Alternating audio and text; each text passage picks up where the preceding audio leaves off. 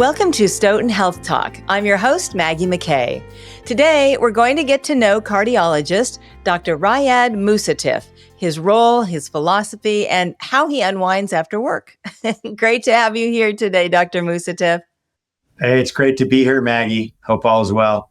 Can you share a bit about your journey into medicine and what led you to specialize in heart care? Yeah, I appreciate that. I'm actually born and raised in Wisconsin. I'm from a small town to Kenosha, Wisconsin. And I ended up going to the University of Wisconsin undergrad, and I stayed there for medical school. But my parents weren't physicians. My dad worked in one of the factories. And so most of my exposure to medicine was just my own pediatrician who kind of inspired me. And then when I went to medical school, you kind of gravitate towards something that grabs you. And I just always thought that the heart and cardiology were fascinating, and I just ended up doing it. A cardiologist seems like such a big responsibility. Did you ever consider it might be too nerve-wracking? Because it's kind of life and death, right? Yeah, it is. But like I tell my patients, I didn't invent any of this. I went to school for a long time, over 16 years, I think 17 years. So they just train you just like anything else. If you come to my house, I can't change a tire or change the oil in my car. Most of the people watching this would say, well, I could do that. I wouldn't hire anybody to do that. I don't feel comfortable because I just never had the training. And being a doctor or being in medicine is very the same. I didn't invent any of these steps, but we just had people hold our hands and show us how to do it. And so to answer your question, because it's just step by step by step, you tend not to think about that. But when you are doing heart procedures, people can die, and that is serious. And it does, we are aware of that, and you have to be aware of that to be a good provider. But we're well trained. It's a lot of years of school. Did you ever get to tell any of your past doctors, like your pediatrician, et cetera, that you went into medicine somewhat because of them? Yeah, I wish I could have. She actually passed away, so I never got to tell her. But she was a big inspiration because she was just always nice. So every time we went there, she was patient and caring. And I just thought the way everybody looked at her and how she would make people feel better, I thought that was a cool, for lack of a better word. But you just made me wish that I would have told her that. And so now I kind of regret. She knows. Isn't that true? I always tell my son, being nice, people underestimate it. It goes a long way, if you ask me, especially in our world today. But what advice do you most often share with patients about maintaining a healthy heart? It's the basics. I think everybody who's watching this show, and all my patients and you and all your friends, somehow we have a sense of what's good and what's bad for us. Just kind of like what we have a sense of like what's right and wrong. People always say, well, what kind of food should I eat? Well, it's simply, if it tastes good, don't eat it. If it tastes bad, it's probably good for you. So what I mean by that is, if it's really salty and fatty and, full of other things that are really heavy, we're not telling you not to live life and eat some of it, but there's got to be a balance, and it. You don't need 3 orders of French fries, but try to avoid those types of foods. Avoid the processed foods that, you pop a bag and you can go right from the bag to your mouth. Sugars and chips and candy. And it's very hard for me. I grew up in a big family, and if we didn't eat the snacks, my older brothers would eat the snacks. So I can't have any snacks in my house. I have to finish the bag. So I've learned not to have it in my home. And so that's a trick. What else? So eating right, eating healthy, and watching your portions. You can see a lot of Europeans, they eat a lot of butter and food and bread, but they don't look as big as us. And that's because we're lucky to be in a rich country where we have cars and buses, and our portion sizes, and that's where I'm leading to, are just too big.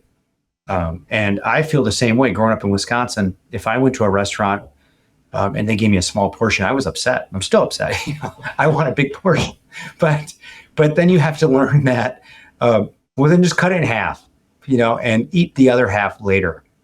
The other thing that you realize is, once you get used to that, it works. Your brain, there's a center, the satiety center, that tells you that you're full. Sometimes it takes a time for it to register what you ate. So if you just eat a little bit and then wait a little while, you find yourself get full. So portion sizes, picking the right food. Okay, we understand that. I don't need to tell you which foods are good. Everybody knows. Exercise. You got to exercise. What does that look like? I don't have time to go to the gym. I don't have the money for the gym, but you can try to walk the best you can. So there's studies that show that if you add an additional 30 minutes of walking in an entire week, 30 minutes in an entire week above and beyond what you're doing now, you can reduce the likelihood of dying from a heart attack, stroke by 14%. That's like 6 minutes a day of extra walking above and beyond what you're doing. Now, a lot of my patients say, Doc, I watch my steps and I've been walking X and Y amount of steps. That's great. But what I'm talking about is above and beyond that. So trying to do that. So eating right, eating smaller portions, exercising, and then the other things, taking care of your health. So your blood pressure, making sure that your blood pressure, that you've been screened, and if you have hypertension, that you're on the right medications and you're monitoring it and you're at a good range. Diabetes, if you have diabetes, making sure that your blood sugars are corrected, that you take your medications properly. If you have high cholesterol, making sure that you're diagnosed and treated to goal. And Maggie, the reason why I sound like a broken record is because, for example, high cholesterol, only half of the Americans are ever screened to be diagnosed. And then half of the diagnosis, people with high cholesterol are treated. And then half of the people who are treated to goal. So being aware, initiating a treatment, it doesn't have to be medicine, but initiating a treatment and making sure you're at goal with those three things: high blood pressure, high cholesterol, diabetes. Those three are the big players for your heart. Eating healthy and trying to increase your exercise. I have to tell you, once, many, many years ago, I was in good shape. I was eating lunch at a very famous deli, which deli is just right there. It's not going to be healthy. And I had like a burger and fries, I think. And they were close seats. And the man next to me said, I'm a cardiologist, and I just urge you to just give up French fries for life. They are so bad for you. And I'm like, what in the world? Like, I didn't ask him, but he kind of ruined French fries for me for life. But I'm kind of grateful he did that. But I thought it was hilarious. He was a cardiologist and he saw what I was eating. He's like, don't eat that. Anyway, that stuck with me for decades, I have to say. So, is there a common misconception about heart health that you often find yourself correcting? Well, I think there's just a lot of misinformation. I think it's hard sometimes for me I try, but it's hard for me sometimes to imagine what the world would look like if I wasn't a physician or a cardiologist and had to think about these issues. We're living in a different time. You and I grew up in the same era. We didn't have cell phones. We had a phone in the house. They had to dial and everything.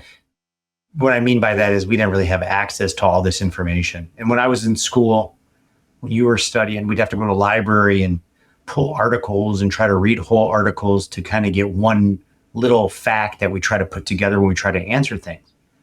Now the world can just go on their phone and look stuff up.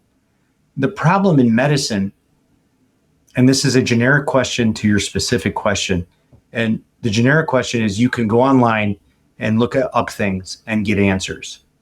But the problem with medicine is it is not an exact science. It is not physics. It is not mathematics. 1 + 1 is not 2.